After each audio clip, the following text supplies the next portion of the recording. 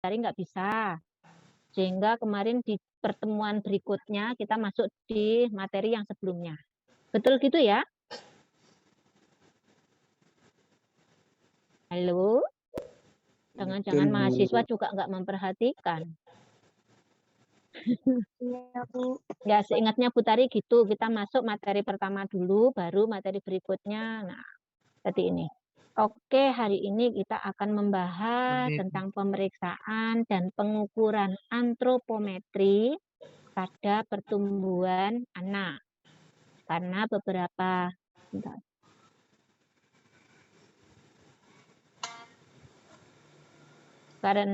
ada beberapa terkait gangguan tumbuh kembang itu berhubungan dengan pengukuran antropometri.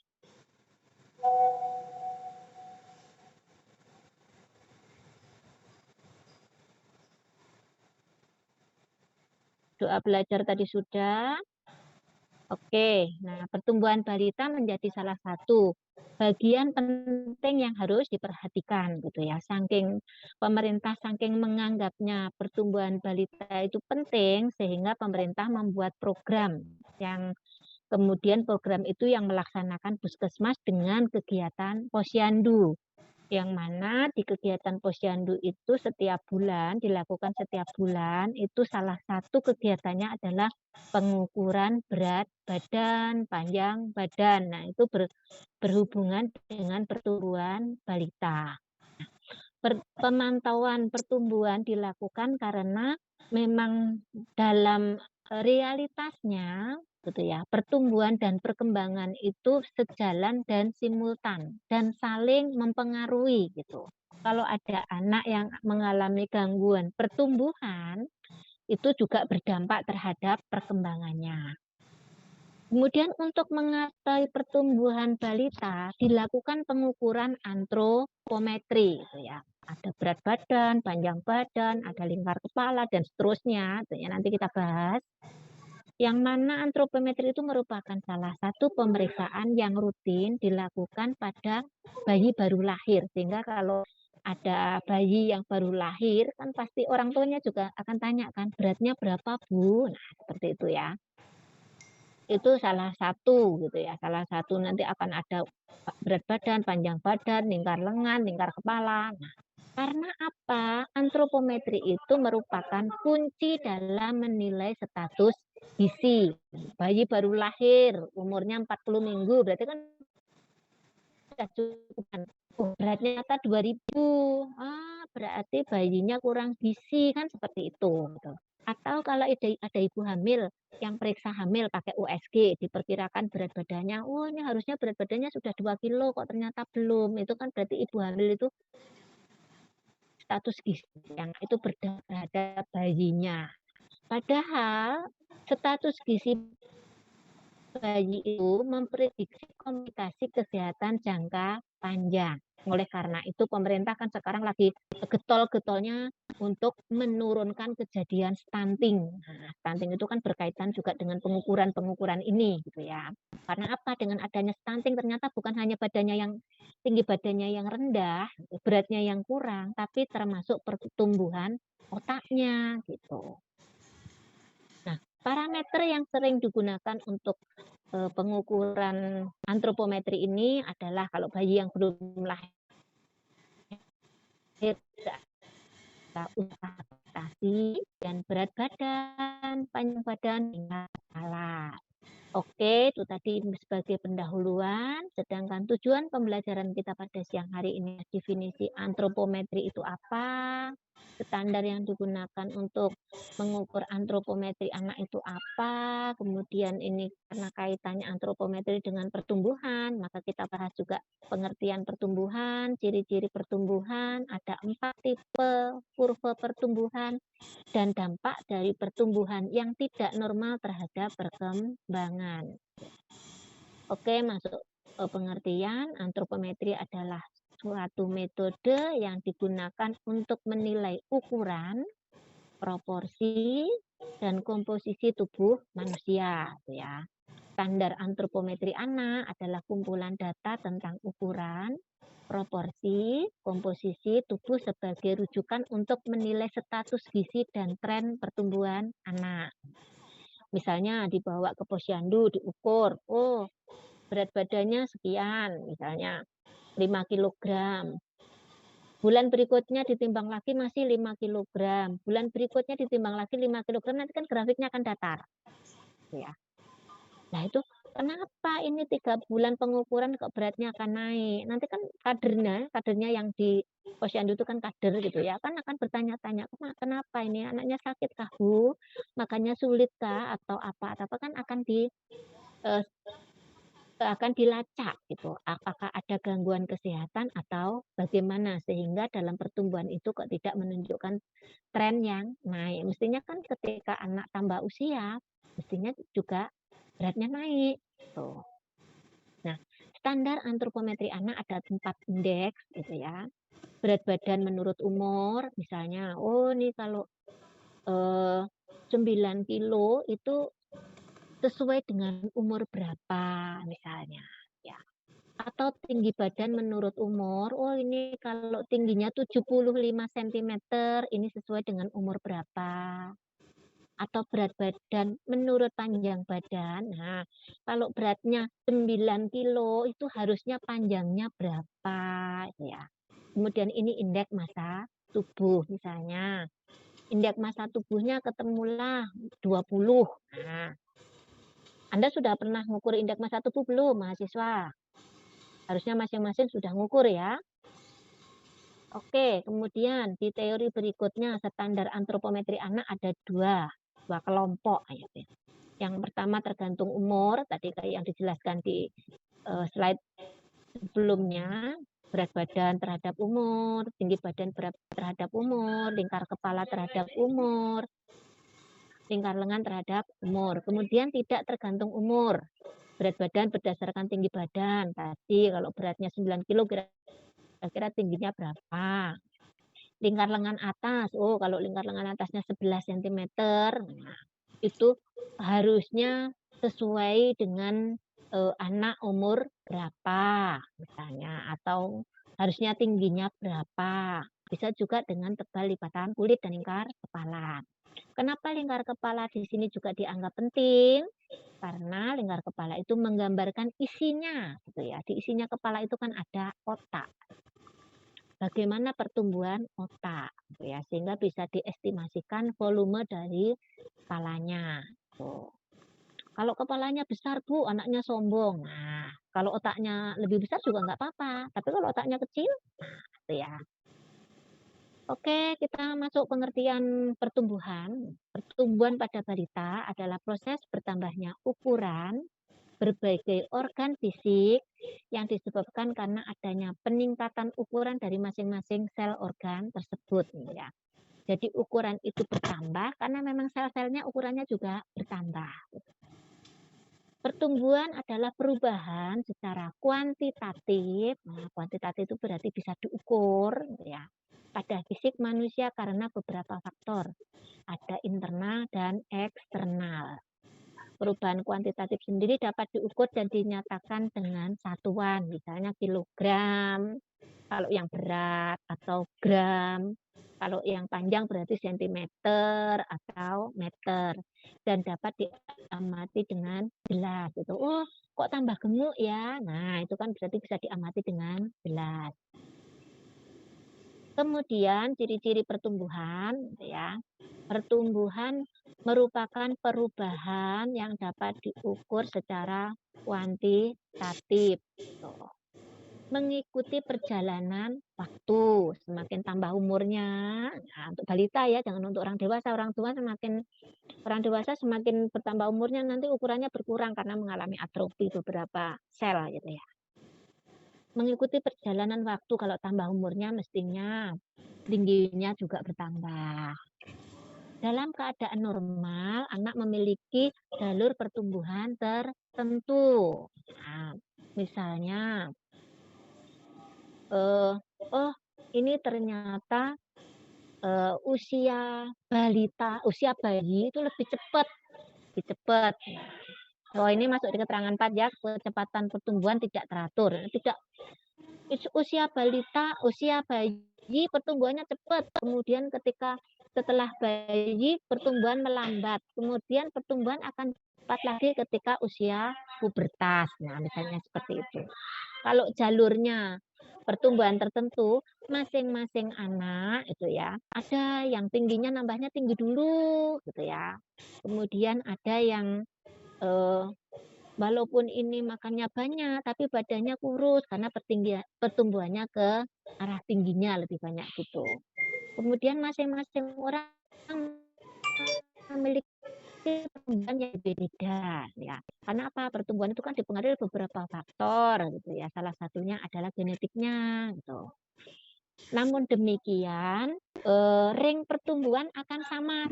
Kayak Bu tadi kemarin menyampaikan kalau di DDST itu ada item atau kotak gitu ya.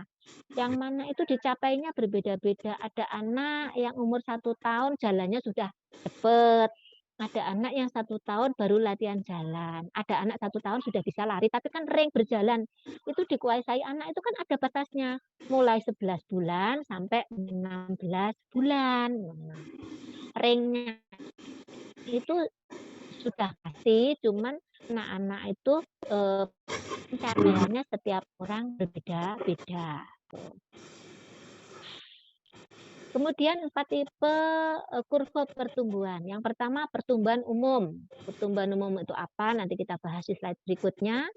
Kemudian pertumbuhan organ limfoid. Organ limfoid adalah organ yang berhubungan dengan kekebalan tubuh, daya tahan tubuh gitu ya. Kemudian ada pertumbuhan otak dan kepala dan pertumbuhan organ reproduksi. Nah, ini kalau kita lihat grafiknya dari 4 kurva tadi nih ya. Kalau limfoid itu sudah langsung tinggi ketika anak umur sekitar 12 tahun gitu ya. Kemudian akan turun. Nah, ini kan bisa lebih dari 100%. Nah, ini ya, hampir 200%. Kemudian akan turun 100% ketika usia dewasa 20 tahun. Kemudian untuk otak dan kepala ini pertumbuhannya itu ya meningkat pesat ketika sampai usia 4 tahun, habis itu melandai gitu ya. Ini pertumbuhannya generalnya, ini reproduksinya. Oke, ini penjelasannya. Untuk kurva umum, pertumbuhan otot rangka, berat badan, tinggi badan. Nah, itu ada 2 slope gitu ya. Slope tajam, pertumbuhannya cepat, nah tadi pada usia bayi dan remaja itu ya. Pada usia bayi 0 sampai 12 bulan itu pertumbuhannya cepat gitu ya. Berat badannya tuh nambahnya cepat. Seminggu mungkin bisa bertambah berapa on. Nah, seperti itu. Cepat gitu ya. Begitu juga pada masa remaja. Slope datar pada usia 4 sampai 10 tahun. Nah, itu mungkin 1 bulan juga kadang nggak naik gitu ya. Atau naiknya nggak signifikan, sedikit banget, hanya berapa gram. Kemudian usia remaja pada perempuan lebih rendah daripada laki-laki ya. 11 tahun anak perempuan lebih tinggi, tapi usia remaja lebih rendah. Akil balik anak perempuan lebih cepat 2 tahun gitu ya. Misalnya umurnya sama cowok dan cewek, tapi akil baliknya cewek itu lebih dulu. Nah, ini kalau kita lihat pertumbuhan berat badan, yang pink ini untuk perempuan, yang biru untuk laki-laki. Ini grafik pertumbuhan 0 sampai 2 tahun. Contohnya dari buku KIA ini. Ya. Nah, ini untuk IMT gitu ya, body mass index yang biru ini untuk untuk cowok dari umur 2 sampai 20 tahun, yang pink untuk cewek. Nanti Anda lihat masing-masing IMT-nya. Kira-kira aku posisinya ada di mana gitu ya. Ideal atau tidak, jangan-jangan under, kurus. Oke, kemudian memperkirakan tinggi badan. Ada beberapa rumus nih untuk memperkirakan tinggi badan. Misalnya bayi baru lahir. Rata-rata kan tingginya 50 senti, kadang-kadang ada yang 52, dari rata-rata. Ketika umur 1 tahun, itu dari bayi hingga 1 tahun, 1,5 dari tinggi badan saat lahir, gitu ya. Ketika lahir 50 senti, 1 tahun itu 1,5-nya, berarti sekitar 75 senti, gitu. Gampang ini rumusnya ini, dihafalin gampang. Sehingga nanti kalau ada orang konsultasi, umurnya nih berapa Bu? 1 tahun. Waktu lahir panjang badannya berapa? Oh 48, tinggal ngalikan 1,5 gitu. Kemudian 4 tahun, gitu ya.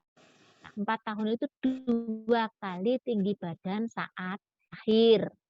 Kalau lahirnya 50, berarti 4 tahun tingginya 100. 6 tahun, 1,5 kali dari tinggi badan saat usia 1 tahun.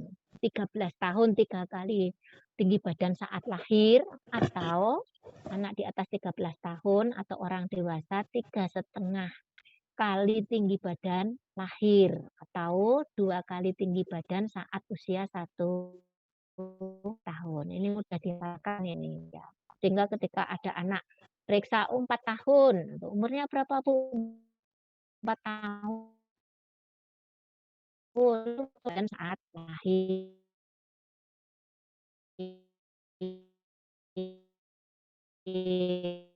Jadi ukurannya. Kemudian, nah ini untuk usia 3 hingga 12 bulan gitu ya. Berat badan anak dalam kilogram ya. Usia dalam bulan ditambah 9 dibagi 2 gitu ya. Misalnya anaknya beratnya 6 kilo, ya, 6 kilo. Berarti usia dari usia, misalnya usianya anak 6 bulan, ya. Usianya 6 bulan, kira-kira beratnya berapa sih? 6 bulan ditambah 15 tuh, 15 dibagi 2, berarti untuk 6 bulan itu beratnya sekitar 7,5 kilogram, ya. Ini untuk usia 1 sampai 6 tahun, berat badan idealnya adalah usia dalam tahun dikali 2 dibagi 8. Misalnya anaknya umur 5 tahun, gitu ya, berarti kan usia dalam tahun kan 5 dikali 2 kan menjadi 10, ditambah 8 menjadi 18. Kemudian untuk anak usia 7 hingga 12 tahun, berarti adalah usia tahun dikali 7 min 5, kemudian dibagi 2. Nah, ini rumus-rumus yang relatif mudah dihafalkan. Oke, untuk tadi yang pertumbuhan secara umum, sekarang masuk kurva pertumbuhan Dika. Tadi kalau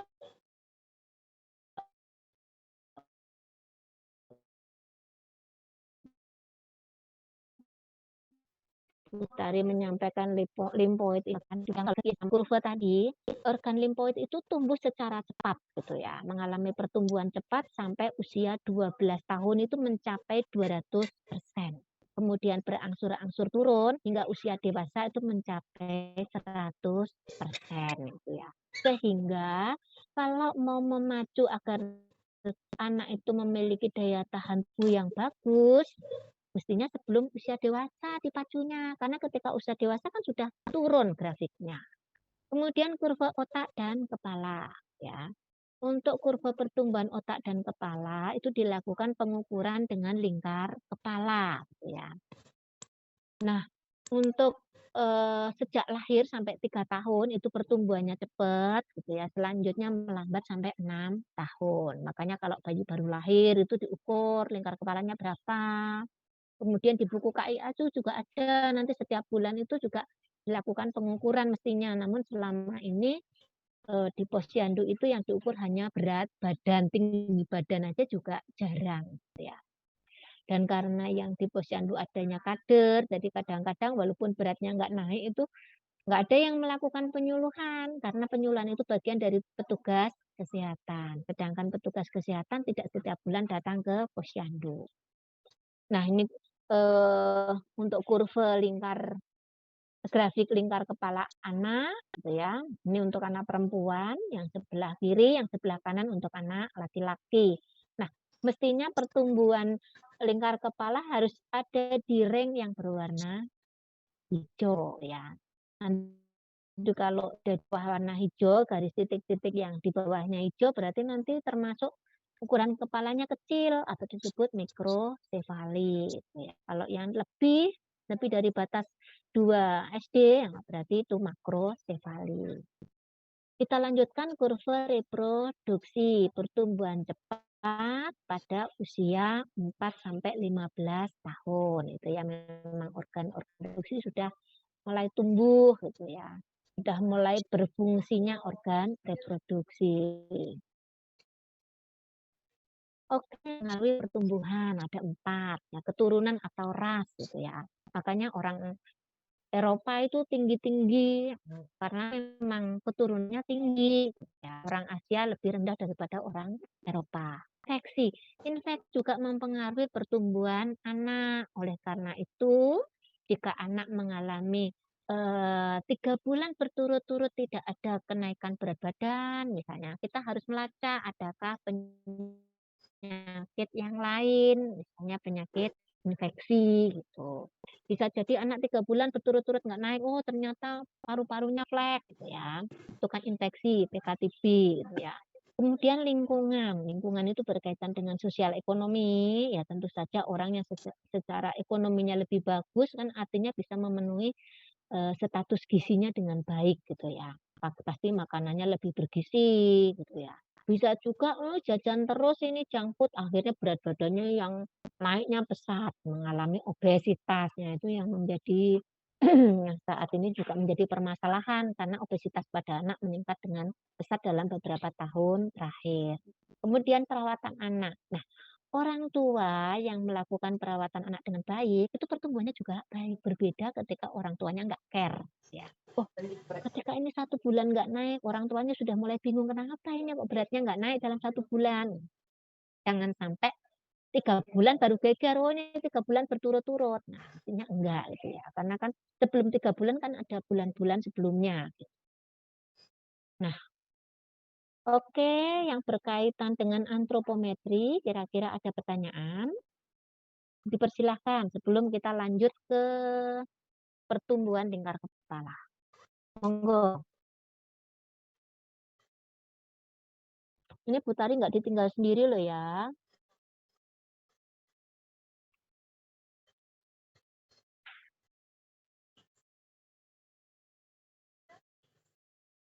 Oke, nggak ada pertanyaan, bisa dilanjutkan?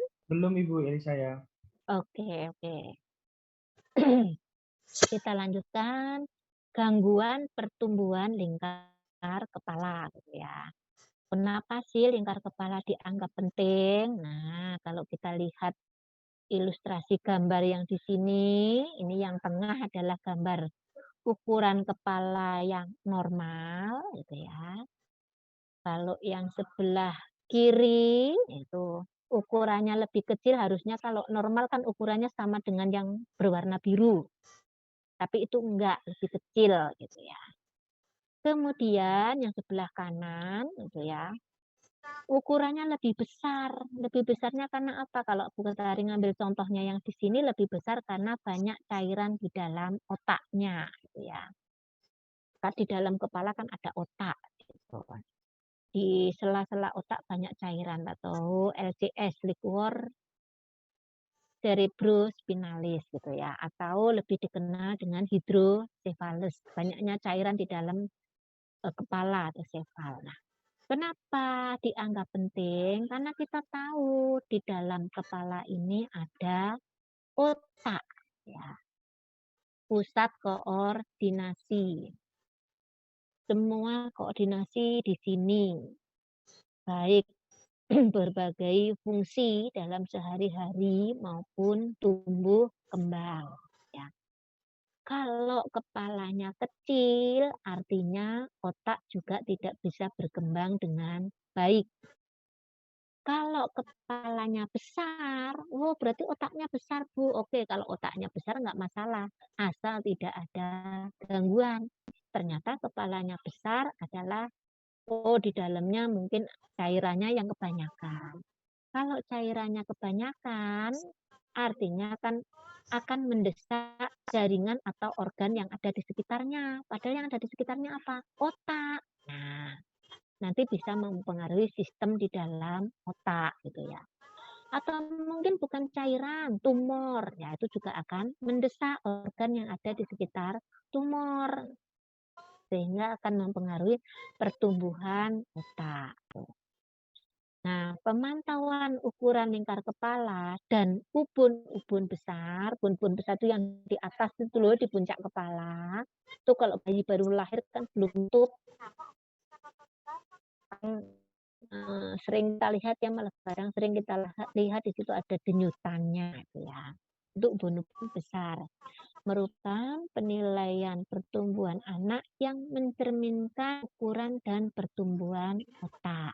Kalau rekomendasi American Academy of Pediatrics, ya, pemantauan lingkar kepala sebaiknya dilakukan terutama sampai usia 2 tahun. Pemantauannya lingkar kepala termasuk dengan ukuran ubun-ubun besar. Nah, ketika bayi baru lahir itu kan dilihat ukurannya. Fronto occipitalis dari dahi sampai bagian belakang kepala berapa. Kemudian sub occipitalis bregmatica, itu sub occipital kan berarti di bawahnya tulang belakang atau tengkuk sampai ubun-ubun besar gitu ya. Jadi kami dulu kalau ngapalin ukuran FO, MO, SOB, SMB, nah itu harus hafal itu ketika bayi baru lahir kan dilakukan screening dengan pengukur itu. Kemudian ubun-ubun besar mestinya gitu ya. Pada bayi ya, usia bayi di atas bayi dikit 13,8 itu mestinya menutup segitu. Kalau ubun kurang dari itu di bawah 6 bulan atau mungkin malah belum menutup saat usia 18 bulan itu menunjukkan adanya gangguan pertumbuhan otak gitu ya. Ini umur 17 bulan ubun-ubunnya masih belum nutup. Nah, nanti jangan-jangan ada sesuatu. Kenapa? Sudah umur 17 bulan ubun-ubunnya belum menutup. Ya. Makanya kalau meriksa anak mestinya dicek sampai segitunya gitu. Nah, berdasarkan ukuran kepala anak dibedakan menjadi 2, mikrosefali atau kalau mikro itu berarti ukurannya lebih kecil daripada yang normal dan makrosefali ya, ukurannya lebih besar daripada normal. Oke, kita bahas. Nah, mikrosefali yang mana kelainan yang membuat kepala bayi ukurannya lebih kecil daripada dan bayi yang normal. Nah, ini bisa terjadi karena apa? Perkembangan otak janin tidak sempurna ya, sehingga kepalanya tidak membesar ya. Ukurannya kalau diukur tadi kalau kita lihat di grafik kan ada warna hijau tadi. Nah, ukurannya ada di bawah kurang dari 2 standar deviasi atau kurang dari 2 gitu ya. Tuh kalau berarti di bawah warna hijau, grafik warna hijau itu yang mikrosefali itu otaknya tidak sempurna. Nah, dampaknya apa ketika anak mengalaminya rewel dan kadang ada kejang, kan ada gangguan di otaknya gitu ya. Ada gangguan tumbuh kembang, bisa jadi anaknya mengalami tertib, kemudian ada gangguan penglihatannya tidak jelas gitu ya. Gangguan bicara, mental ini yang sering muncul sebagai dampak pada anak yang mengalami mikrosefali gitu ya. Nah, kalau mengutip gizi, keadaan mikrosefalis sering dikaitkan sama pada anak yang mikrosefalis sering dikaitkan dengan riwayatnya sering kejang. Oh, berarti ada masalah berikut ini, kejang, keterlambatan perkembangan, misalnya lambat, misalnya harusnya sudah bisa duduk kok ini belum, ditunggu sampai otak belum bisa duduk, berdiri, berjalan, nah sampai umur 18 bulan kok ini belum bisa berjalan. Juga dikaitkan dengan kecacatan intelektual gitu ya, baik untuk belajar maupun fungsi kehidupan sehari-hari gitu ya. Kemampuan hidup sehari-harinya juga berkurang gitu. Kemudian masalah dengan gerakan, kalau tadi kan adanya gangguan keseimbangan juga. Ada masalah makan, tadi kan ada kesulitan menelan gitu ya. Gangguan pendengaran dan masalah penglihatan. Oke. Yang berikutnya adalah makrosefali gitu ya. Kalau tadi ukurannya lebih kecil daripada yang ukuran normal, nah kalau makrosefali kebalikannya, ukurannya lebih besar daripada ukuran normal. Kalau di grafik itu lebih dari 2 SD gitu ya. Jadi di atas garis hijau, di atas grafik yang berwarna hijau tadi gitu. Nah, sebagian besar kejadian makrosefali disebabkan karena adanya kelebihan cairan di dalam otak atau disebut hidrosefalus. Nah, jika bayi mengalami hidrosefalus, maka cairan yang ada di dalam otak itu akan menekan daerah sekitarnya. Padahal daerah sekitarnya adalah otak, gitu ya. Dengan begitu kan otaknya akan ini dimampatkan, ditekan, sehingga akan mengganggu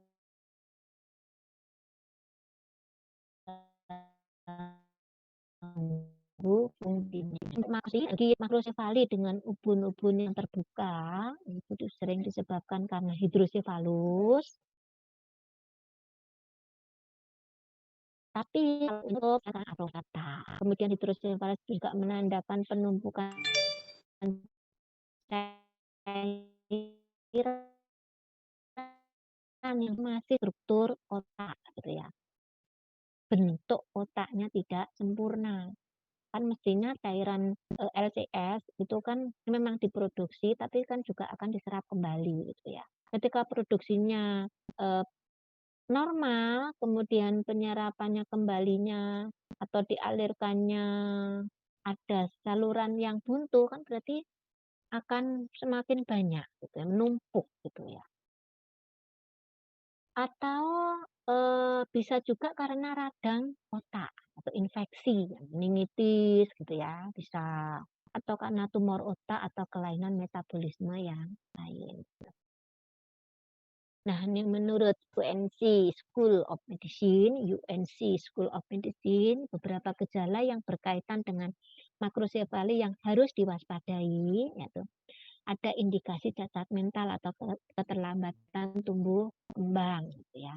Jadi tidak hanya pertumbuhan tapi juga perkembangannya. Pertumbuhan kepala yang membesar dengan cepat. Oh, ini kok umur misalnya bayi baru lahir ini harusnya normalnya sekitar 33 kok ini sudah 38. Nah, ya. Kemudian melambatnya pertumbuhan bagian tubuh yang lain karena tadi ya kalau otaknya terdesak kan akan mempengaruhi fungsinya. Diikuti penyakit yang lain misalnya kok terjadi epilepsi atau autis gitu ya. Itu perlu dideteksi adanya makrosefali. Nah, mungkin itu yang dapat Bu Tari sampaikan terkait dengan pengukuran pada pertumbuhan anak dan kemudian pengukuran kepala yang berkaitan dengan perkembangan. Ukuran kepala yang tidak normal yang dikaitkan dengan gangguan perkembangan. Mungkin ada pertanyaan, waktunya masih banyak. Sudah silahkan, monggo kalau nanti mau download di Lensa. Monggo silakan kalau ada pertanyaan. Atau kalau nanti mau diskusi di forum Lensa juga tidak apa-apa. Dipersilakan juga.